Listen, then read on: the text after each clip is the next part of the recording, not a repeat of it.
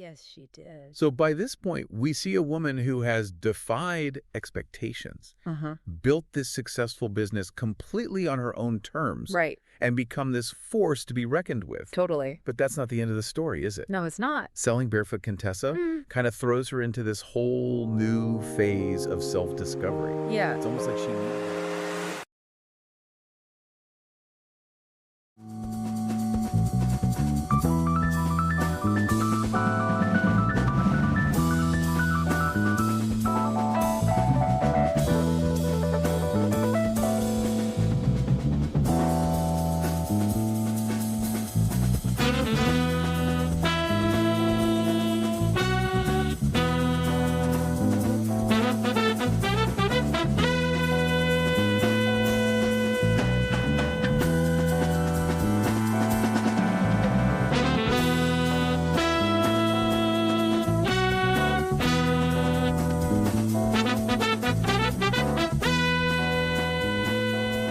Welcome to our deep dive, everyone. Today, we're going beyond recipes. We're cracking open Ina Garten's new memoir, Be Ready When the Luck Happens, to really get a taste of what made her. Exactly. It's going beyond the persona we see on TV. This is Ina Garten in her own words. Right. And what's so striking is how her path to culinary stardom was anything but predictable. Right. You think Ina Garten, you think Barefoot Contessa, you think, Food Network star, but rebellious teenager, whirlwind romance, a career in nuclear policy. I mean, not exactly the ingredients I would expect, but as we dig in, I'm curious to see what we can all learn from her journey. Yeah. And what struck me right away reading this was how much her childhood really shaped her. Oh, yeah. Shaped so much of what came later. Yeah. You see this yearning for independence. Yes. That just pops up again and again. Yeah. Her description of that upbringing was really pretty eye-opening, especially the lack of warmth from her mother. Yes. It's like even that anecdote about quitting Girl Scouts. Right. Shape up or ship out. She was already forging her own path. Exactly. And it's not just being defiant, Right. It's almost like needing to prove her worth. Yeah. To find satisfaction in her own achievements. Yeah. Because that wasn't coming from her family. And it makes me think about how she talked about those science fair wins. It was like her parents barely even reacted. Wow. But there's like Bona methodical even then. Right. Treating these recipes like these little experiments. That drive was always there. Yeah. And if you look at her choice of partner, Jeffrey. Right. It's another break from the past. Yes. He's encouraging her independence right from the start. Yeah. Letting her trip along without a care. Yeah.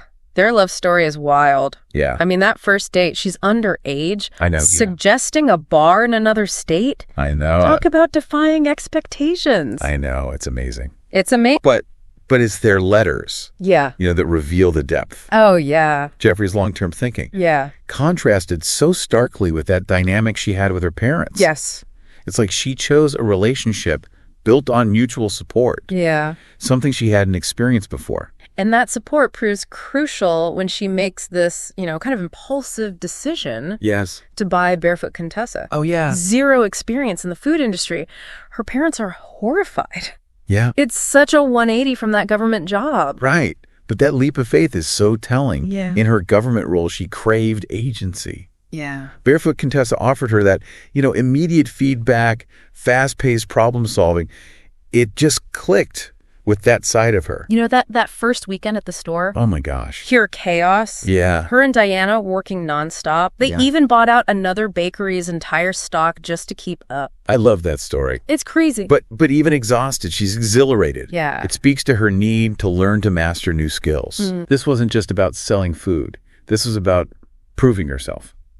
And that sets the stage for, all the challenges ahead. Oh, yeah, for sure. Barefoot Contessa was a crash course in entrepreneurship. It was. It forced her to learn and adapt so quickly. Right. She faced demanding customers, staffing nightmares. Oh, yeah. Remember the drug dealer's party? My gosh. I mean, it wasn't all sunshine and roses. No, it wasn't all, beautiful produce and, flowers and... No, definitely not. Perfectly arranged cheese boards. But it was in navigating those obstacles that she honed her management style. Oh, for sure. She learned to trust her gut, like when she realized that staff member was stealing. Right. tough, but it made her a sharper, more resilient businesswoman. And even that little detail about the gold necklace. Oh, yeah. You know how that changed customer perception? I mean, it reveals the savvy understanding of presentation and the impact, it has on success. Yes. It wasn't just about the food. It was the whole experience, the whole thing. And speaking of experience, that Wall Street duck anecdote. Oh, classic. Classic, Ina. Yeah. A guy wants to buy the entire roast duck. Right. She refuses. Yeah. She wasn't driven by quick profits. Right. She cared about quality and fairness for all of her customers. Yes, she did. So by this point, we see a woman who has defied expectations, built this successful business completely on her own terms, and become this force to be reckoned with. Totally. But that's not the end of the story, is it? No, it's not. Selling Barefoot Contessa kind of throws her into this whole new phase of self-discovery. Yeah. It's almost like she needed that break to figure out what really mattered. Yes, and it's so fascinating how this echoes Gail Sheehy's passages. Right. Women in their 30s redefining their paths. That resonates so much with Ina's experience. And she even jokes about how torturous enforced idleness was for her. Yes. That hilarious manicure story. Yeah. But this is where she hones her writing voice. Right? Think about it. Without that space to reflect, would we have the iconic cookbooks? Right. Would we have the TV shows? Exactly. And remember the advice she gets from Cecily Stranahan. Oh, yeah. Stepping back to let new possibilities emerge. Yes. It's a reminder that sometimes the most unexpected turns lead to the most fulfilling destinations. I love that. But Ina's journey is far from over. Right. She's about to step onto a whole new stage. Television. Yeah, I know. And I can't wait to see what insights we uncover in this next chapter. Me too. So stay tuned. We'll be right back. Welcome back to our deep dive into Be Ready When the Luck Happens. We left off with Ina selling Barefoot Contessa and stepping into a period of self-discovery. Right. Little did she know a whole new chapter was about to begin television. It's funny because, she initially resisted the idea. Yeah. You'd think after the intensity of running a store, she'd crave a quieter life. Yeah. But Ina, being Ina, she found a way to make television her own. Totally. It's like she brought the spirit of Barefoot Contessa right into our living rooms. Right. That focus on genuine connection, Yeah. Delicious food shared with friends, that warmth and humor, it all translates so well. And remember how watching Nigella Lawson's show was a turning point for her? Oh, yeah. It clicked that food TV didn't have to be stuffy and formal. Right. It could be personal, even playful. And that's exactly what she did. But while her TV career was taking off, she also embarks on this grand adventure in Paris. Yes. Renovating an apartment. I know. Talk about a whirlwind. The Parisian apartment saga is like a microcosm of her approach to life. Yeah. She encounters all these obstacles. Language barriers, cultural differences. Yeah. The whole thing with a bank and trying to open a checking account. It's hilarious. I mean, who knew Parisians don't just do checking accounts? Right. But through it all, you see her determination to create this haven. Yes. This authentically Parisian space for her and Jeffrey. And she nails it. She does. The descriptions in the memoir are so vivid. You can practically smell the fresh croissants and feel the cozy atmosphere she created. I know. And that anecdote about Jeffrey's reaction to the finished apartment? Oh, yeah. Years later, he reveals that was the happiest day of his life. Oh. It speaks volumes about the power of creating a space that truly feels like home. It's so touching, and it ties into this recurring theme we see throughout the book, the importance Ina places on connection. Yes. Whether it's through her shows, her cookbooks, or her personal relationships, she's always striving to create community. Absolutely. Think about that New Year's Eve dinner in Paris. Yeah. With Walter and Patricia Wells. Yes. It perfectly captures the joy of shared meals and close friendships. Even the butcher giving Ina his home phone number just in case she forgot how to cook the roast. It's so great. It's that human touch that really resonates. It does, but life, as always, throws curveballs. Right. The COVID-19 pandemic hits, and the world feels like it's turned upside down. Yeah.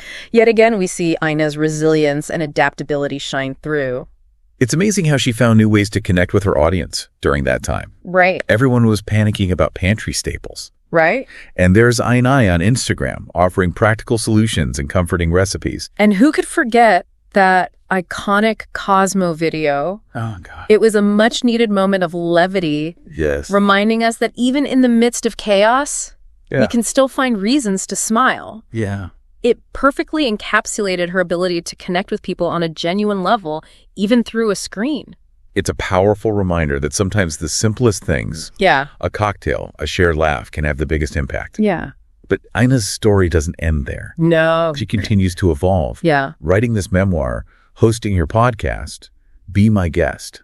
It's like she's constantly seeking new ways to express herself and connect with others. And through those podcast interviews with people like John Grisham and Willie Geist, we gain even deeper insights into what makes people tick, the challenges they've overcome, the unique paths they've carved.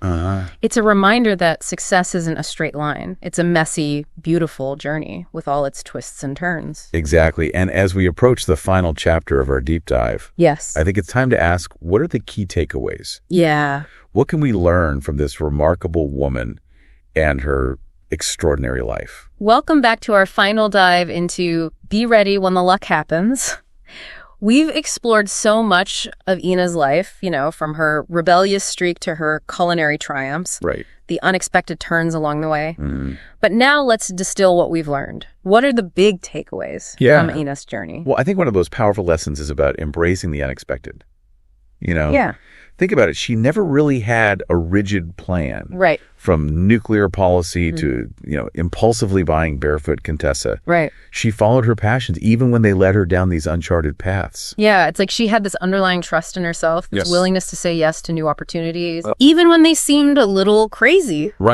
And that ties into another key takeaway, resilience. I mean, she faced her share of setbacks. Demanding customers, staffing issues, even a global pandemic.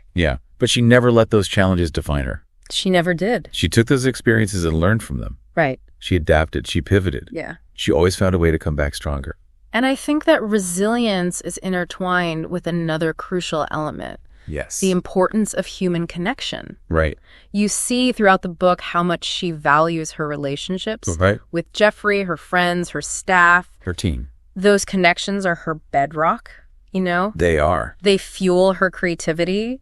They provide support during tough times. And ultimately, they enrich her life in a way that goes beyond success. It does. It's a reminder that achieving goals is great.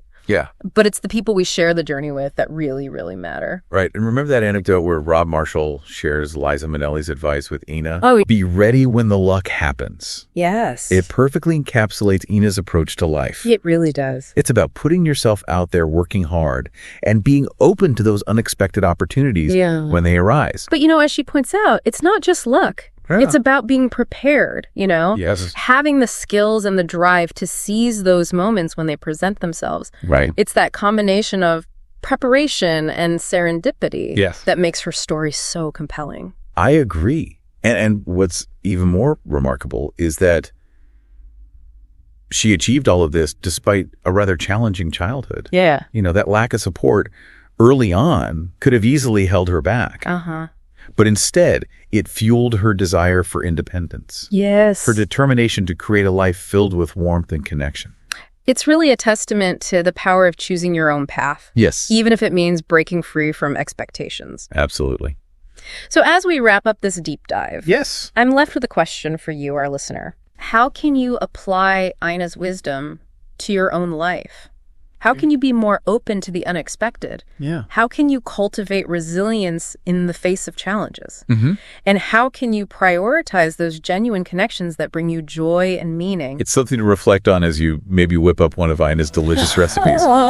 Remember, the journey doesn't end here. No, it doesn't. Keep exploring, keep learning. Yes. And always be ready when the luck happens. Until next time, happy deep diving.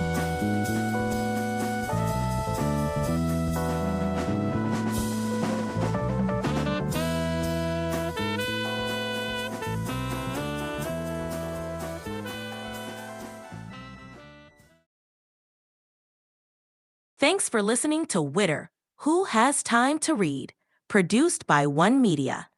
Please support the author by purchasing the book or audiobook using the link in the description. It's a great way to help keep the art of writing alive. And stay in the loop. Subscribe to our newsletter for updates on weekly deep dives. And don't forget to share your thoughts or suggest our next deep dive at whttr podcast@gmail.com.